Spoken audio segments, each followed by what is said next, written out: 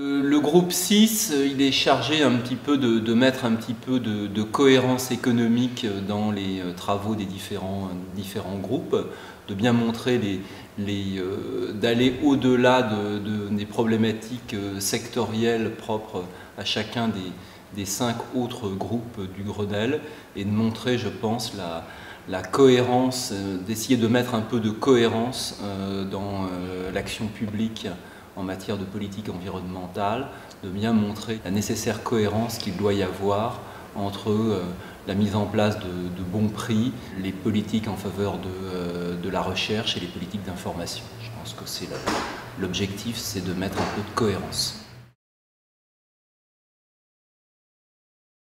Je pense que les Français doivent porter une grande attention sur toutes les propositions qui sont faites et avoir des commentaires sur leur mise en application et sur les priorités qu'il faut apporter à ces différentes propositions. Alors nous, en tant qu'association de consommateurs, on est très attachés à tout ce qui est information du consommateur et notamment à tout ce qui est véracité des messages porté auprès du consommateur sur tout ce qui est étiquetage, publicité, et donc vraiment de faire en sorte que ces messages soient fondés, soient fiables, vérifiables, et effectivement qu'il y ait une base réglementaire à l'établissement de l'ensemble de ces messages. J'estime que c'est un premier pas, et c'est seulement un premier pas, c'est-à-dire que vraiment, j'attends rien qui sorte de Grenelle tout de suite. Il y a eu des discussions, il y a eu des propositions qui sont très nombreuses. Maintenant, on va voir comment elles vont être réalisées. Ce que je reproche un petit peu, si vous voulez, à tous les groupes, puisque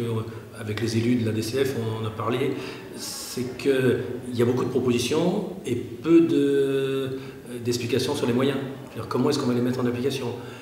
C'est ça le plus compliqué, parce que moi je suis élu, donc je suis sur le terrain tous les jours. J'aurais voulu savoir demain qu'est-ce que je fais de mes déchets ménagers, comment je taxe les ordures ménagères, comment on utilise les transports en commun, comment on nous aide à les payer, parce que ça ne se résume pas à une question de sous, mais c'est aussi une question de sous. Ça c'est un reproche que je fais pour l'instant, mais je pense que c'est un début, je pense qu'après, forcément, on y arrivera. Ça vaut toujours le coup de mettre autour d'une même table des gens qui ont des regards différents sur la société et sur l'avenir, et que progressivement, même si ça peut paraître laborieux, même s'il faut beaucoup de temps, la réitération, la discussion entre des acteurs portant des sensibilités, des histoires, des enjeux très différents,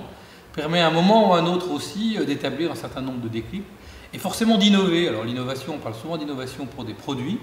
mais je crois que dans la manière de comprendre le monde, la manière de comprendre au fond la chose publique, la manière de comprendre les règles,